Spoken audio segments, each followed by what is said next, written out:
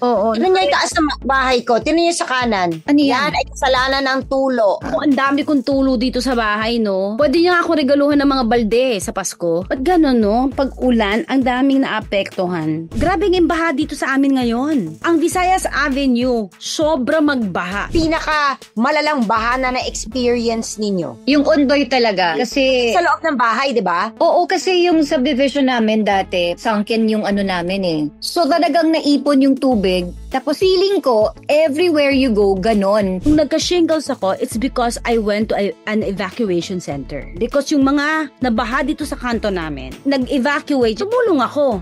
Doon ako nahawa. Kasi nga, halo-halo na yung tao eh. Yeah. Walang tamang hygiene because everybody's So life is really affected pag binaha. Marami talagang lugar sa Pilipinas na binabaha. Di ba nakakaloka na parang tanggap yun for the past 20, 30, 40, 50 years? Ang hirap isipin na kahit wala kang trabaho, nagbabayad ka ng tax. Imagine mo tayo ganito na, what more yung mga kababayan natin na nagko-commute. Kung ano man ang nararamdaman natin na ito yung opinion lang natin. But we are still Filipinos and we always will hope for the best for the country. I'm passionate about this topic is because I'm really worried about our children. At the end of the day, sana may mangyari. Hindi Correct. wala lang.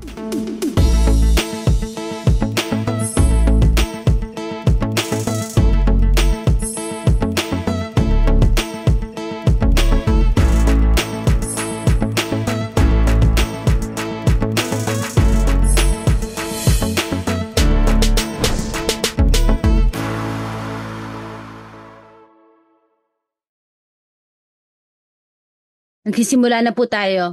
Hinintay lang po natin si Janice na nabaha siya. Ganyan kahirap pag may baha. Diba? Nakakaloka, konting ambon lang, baha na. Ba't gano'n, no? Pag ulan, ang daming naapektuhan. Correct. Lahat affected. Hindi makapasok si Janice, ang hina daw ng internet niya. Nagbabuffer pa. Maayos ba yung background ko? Oo. Tignan niyo yung taas ng bahay ko. Tignan niyo sa kanan. Ano Yan yan? ay kasalanan ng tulo. Ako, ang dami kong tulo dito sa bahay, no? Pwede niya ako regaluhan ng mga balde sa Pasko. Paayos mo na yan. Mahirap kasi kailangan nila malaman kung saan nanggagaling. Saan nanggagaling? Inayos na nila, tinapala na, nilagyan na ng waterproofing and all. Tapos biglang mamaya, pag ulan, may tulo pa din. Sa iba naman. Sa ibang lugar naman. Kasi parang yung water, ang ginagawa niya, humahanap siya ng crack talaga. Yes. At ang pinakamahirap dyan, pag sa wall. Ako sa wall. Oh no, yan ang pinakamahirap pag sa wall. Ako din kakapaayos ko lang kaya alam ko. Kami Kasi din, yun palagi. hinahanap-hanap din. Tapos aantayin mo kung kailan uulan para matesting mo kung may tulo pa o hindi. Tapos, diba, papaayos mo yung, ano tawag niyan? Yung Alulod. Mm-mm.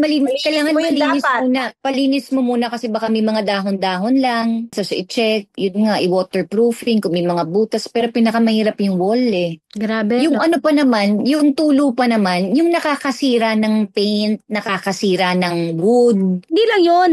Pag yung sa wall, nakakasira. Lalo kapag tabi ng closet yun eh. Damit. Exactly. Yeah. Hi guys! Welcome to... Wala pa kaming title. I'm Candy. I'm Jelly. I'm Jenny.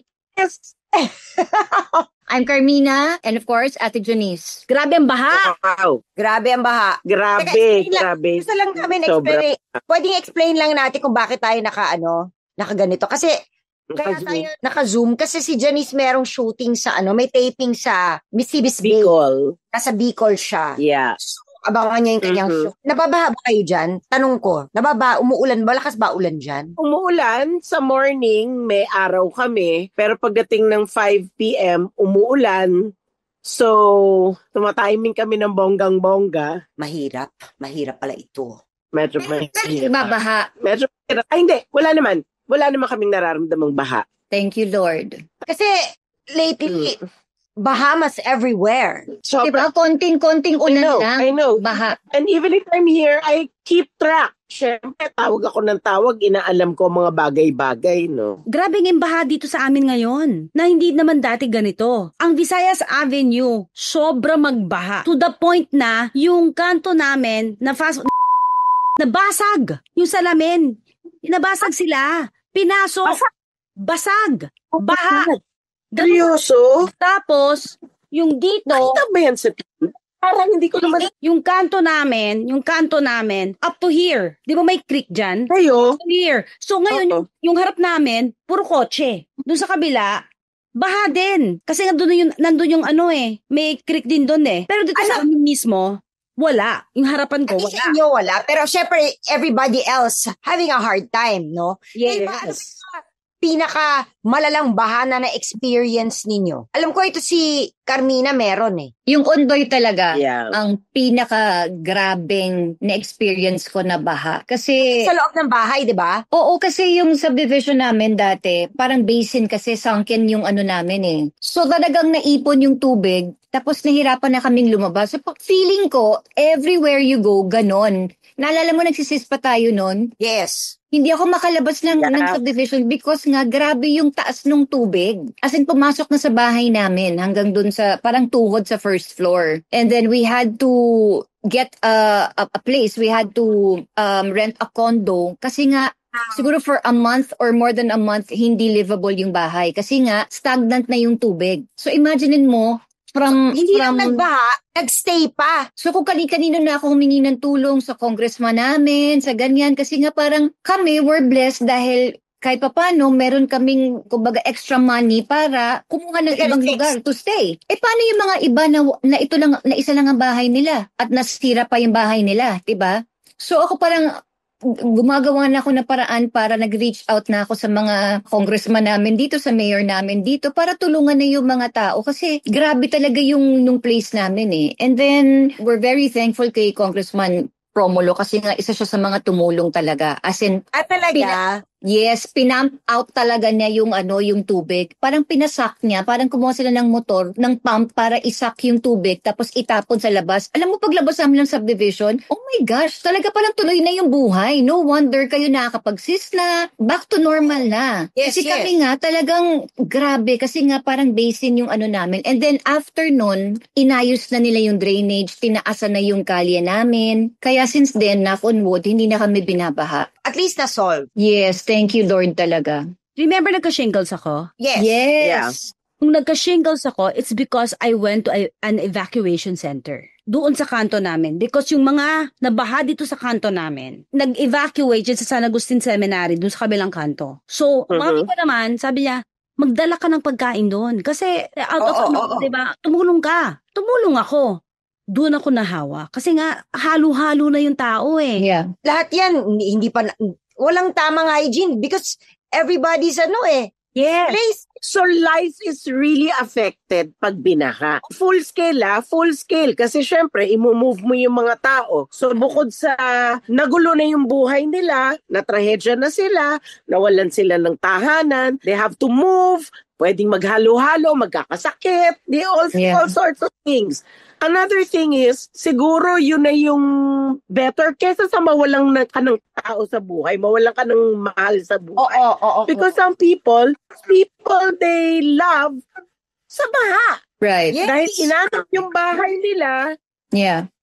Aside from that, mabilis to yung gagasan ng tubig, yes. Lalo na yung, kasi sila Ariel dati, yung bahay nila noon, malapit yun dun sa ilog. Kapag umuulan ng malakas, umaangat, syempre barado, whatever, umaangat yung tubig, tapos, yung street nila, yung bahay nila mismo, parang nasa basin. Bahamas, as in, umabot ang baha nila. Nung Ondoy din ata yun, or one of those, hanggang tuhod ng second floor. Not ng first floor, hanggang tuhod ng second floor. Oh, wow. May mga picture pa nga, alam niyo naman kung gaano katangkad si Orvin, yung kapatid ni Ariel. Yes, yes. Nung nagtatanggal sila ng mga gamit para iakyat, hanggang dito ni Orvin. Wow. Scooter yun eh. Ito na-experience ko kasi not just once, it's kahit nung 90s pa, nung bago pa lang kami, hindi pa kami kasal. Every year kasi may baha dun eh. Huwag lang umulan na masyadong marami, may baha na. Wow, so parang tradition. Tradition yun eh. Parang hindi kompleto kapag hindi sila nabaha. In fact, pag nababaha sila, meron na mga makeshift boats. Sanay sila. Yeah. Parang it's become their way of life. Tanggap nila. In fact, pag minsan kasi galing ako sa bahay, sinundo ako ni Ariel, tapos sumakay kami ng boat papunta sa bahay niya. from Aurora Boulevard. Ganun kalala ang baha doon. Ngayon, pag bumaba na ang baha, makikita mo ang buong wall, kailangan mong scrub. Yeah. Ngayon, ang resilient lang talaga din ang Pinoy eh. Kasi parang natanggap na nila na gano'n na ang buhay. Nag-a-adjust sila. Kasi nawawala ng kuryente. Let's say si mami nasa bahay, magpapadala na lang siya sa driver ng kung nasaan man na kami doon, magpapadala na lang siya ng pagkain. Or may mga magbo-boat or katig-katig. Gano'n na talaga siya. Di ba nakakaloka na parang tanggap yun for the past, 20, 30, 40, 50 years? Siguro kasi wala na silang choice, tinanggap na lang nila. Kasi it's either tanggapin nila or they move out, which is not easy. Saan sila lilipat, diba? Hindi naman lahat may kakayahan na lumipat ng bahay. Buti na lang nowadays, they were able to solve it a bit. Pero syempre, since kasi basin, bumabaha pa rin, pero hindi na katulad ng noon. I think that was just 10 years ago, 5 years ago, nung naayos talaga. Baka OA ako, mga 10 years ago. Kasi hindi ang tanong ko sa inyo, sa tingin nyo, marami talagang lugar sa Pilipinas na binabaha. Sa tingin nyo, paano natin maaayos yung problema ng baha? Feeling ko, kasi we can't do the draining, we can't fix yung mga ganung bagay. Pero if we do not throw things everywhere, yung garbage. Share. Garbage na naman ang usapan natin na uwi. But that's the truth. But that's the truth. Kung nililinis natin yung kapaligiran natin, kung tayo hindi tayo nagtatapon ng kung saan-saan at ng kung anong plastic at kung ano-ano pa, everywhere. Yeah. I think that would be the best thing we can do. Diba? Tsaka, kasi pag sinisi lang natin ang sinisi ang gobyerno, although of course they really owe us to fix it, pero let's also do our part. Hindi lang naman sila kasi hindi lang naman nandyan sila maglingkod, oo, tumulong, yes. Pero tulungan mo din ang sarili mo, diba? God helps those who help themselves. Ako for me, tama ka about resiliency ng Pilipino eh. Dahil nasanay na yung Pilipino, tinanggap na lang. Kasi nalala ko nung bata ko, nung nakatira kami sa Aliwan, sa loob ng Project 6, nakatira kami sa Aliwan, pababa yung house namin. Alam mo ba, tuwing umuulan, binubuhat kami ni MM, nung konduktor ng school bus. Oh, I'm not joking. Wala kaming shoes, binubuhat kami dalawa ni MM, papasok ng school. As in, tuwing tag-ulan, ganun talaga. At nasanay na kami ng ganun. Pag umuulan ng konti, naalala niyo yung yaya ko? Pupunta na yun sa labas, tapos magtutusok na yun doon. Check niya, merong kalat or na nakasaksak doon sa malaking doon. Kakalkalin niya na yun. Para dire-diretso na yung tubig. Tapos si mama, dahil nga si mama ay interior designer at gumagawa din ng konting construction, doon sa kanto ng kalye namin, gumawa siya ng humps na malaki. Tapos yung humps na malaki, ginawa niya ng waterway. So, yung tubig, pag gumanon, umupunta sa main. Yun lang nangyari sa amin. Pero nalala ko yun. And now, my sister in Bulacan, gusto ko lang sabihin sa inyo, na tuwing umuulan, ang kapatid ko, nagkakandara pa umuwi. She has a house there, nandun din yung paggawaan niya. Nagkakandara pa sila umuwi because they have to bring all their stuff to the second floor. Isipin mo yung paggawaan nila ng jewelry, everything. Kasi ngayon, umaabot talaga, pumapasok sa loob. And all their cars, dati, pinapump lang nila paakyat. Ngayon, hindi na kaya. They have to move it out. Palala.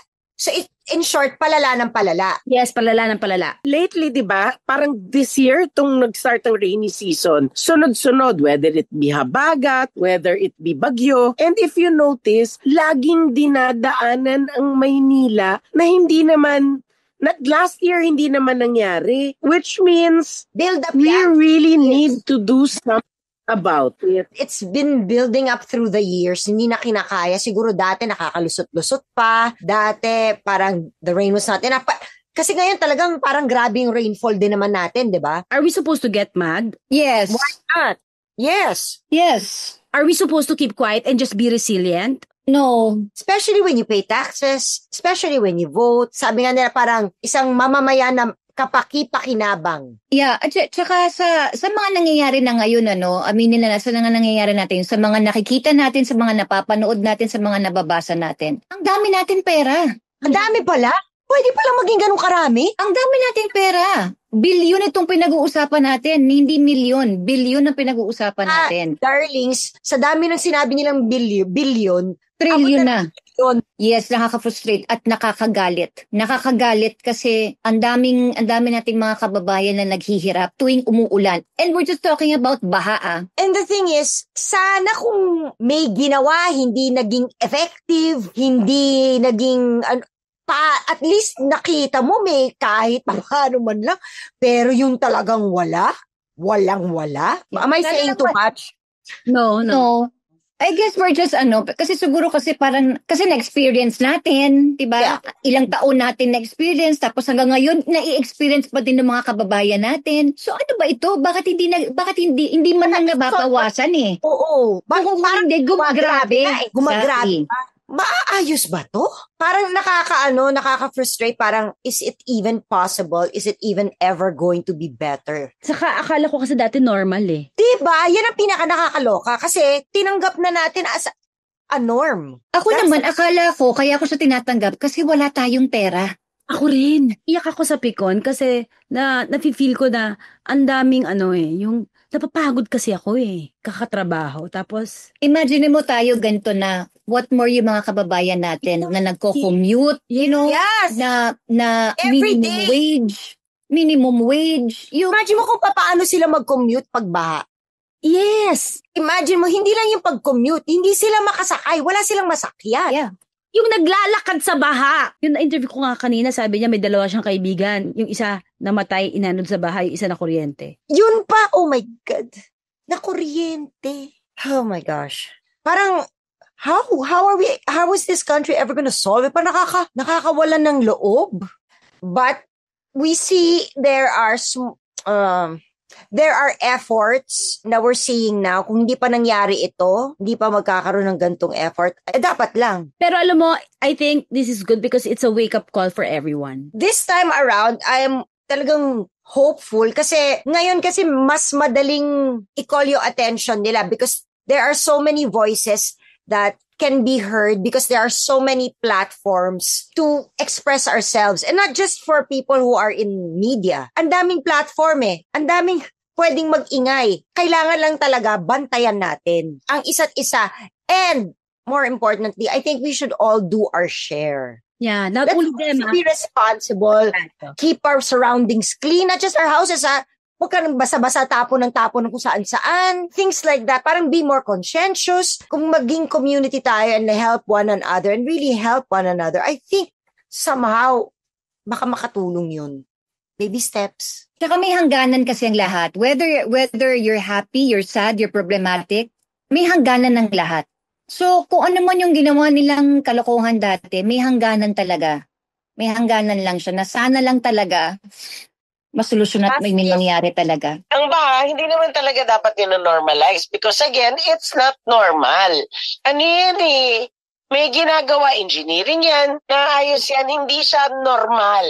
So, hindi siya dapat normalize. Something needs to be done about it. In an ideal world, that's what really should happen. Feeling ko parang dapat isipin na natin mga Pinoy na hindi. Dapat ayusin yan. We deserve it. How can we ever achieve progress? How can we ever develop if things like that pulls us down? Imbis na moving forward tayo, moving back tayo. Right. It's not a way of life because maraming namamatayan, nawawalan ng bahay, and people can't live in evacuation areas all the time. Hindi pwede kung na lang na nasa evacuation center sila na binibigyan naman ng pera, binibigyan ng ayuda, pinapadala ng pagkain. Because it's not the way to live. Alam naman natin na hindi madali i-solve yung problema ng baha, yung mga drainage, yung kalsada natin, yung mga tulay, yung mga creek. Pero sana may nakikita tayong progress. O kaya sana may nakikita tayong proyekto na ginagawa ng gobyerno, na ginagawa natin. Para at least naman somehow, yung nakikita natin kung saan yung mga taxes natin napupunta. Hindi naman ibig sabihin kaya tayo nagrarant ng ganito, ma-solve kagad nila ng isang araw o diba? Yung the mere fact lang na they're doing something. Hindi ba they're doing something naman? Ang problema nga lang, hindi okay yung ginagawa. Yeah, I mean for the price, for the amount that these projects are going for, hindi lang substandard Wala. Ghost. Hindi lang siya normalize sa atin. bilang mamamayan, naging normal na rin sa kanila yung ginagawa nila. Kasi nawala sa kanila yung takot. Kaya hindi rin ganun kagrabe yung baha before dahil small scale lang yung ginagawa nila. Feeling ko lang baka lang, I'm not so sure. Tapos naging bigger scale. Baka lang, I don't know, I really don't know. Parang paggrabe lang ng paggrabe. Okay, may tanong lang ako na wala namang kinalaman sa baha, no? Ito lang parang nag-pop lang sa aking mind. Paano ka nawawalan ng konsensya?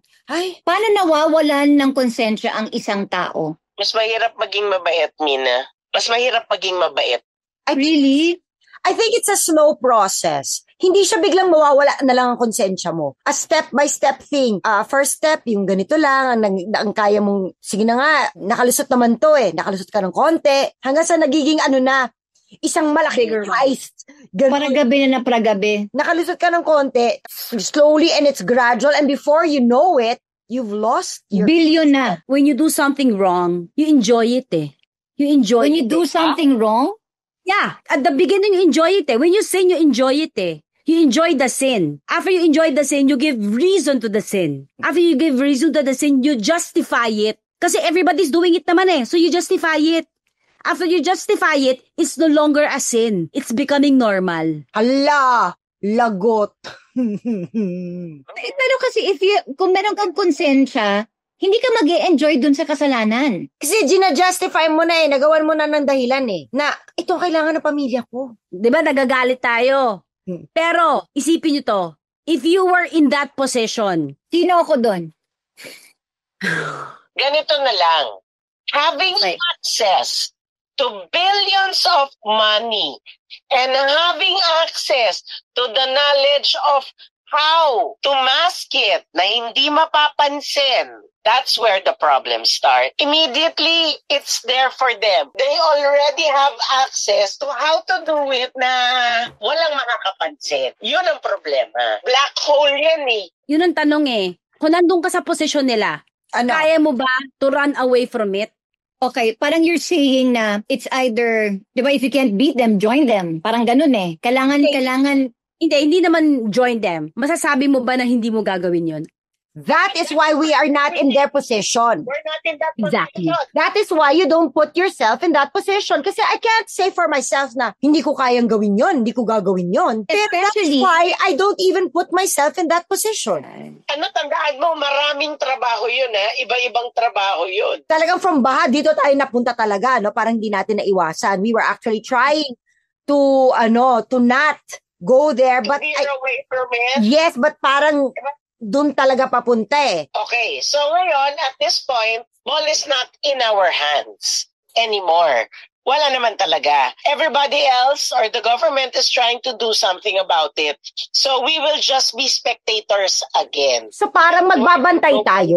Kailangan talaga. They have to be held accountable At saka dasal. Yun ang naman na tanging magagawa natin, magdasal Parang, di ba sabi nga nila, yung prayer in numbers is more powerful. Oh, yes. At hindi ko naman to nilalang because ang dasal kakaiba yan. Iba ang ibang powers ng prayer.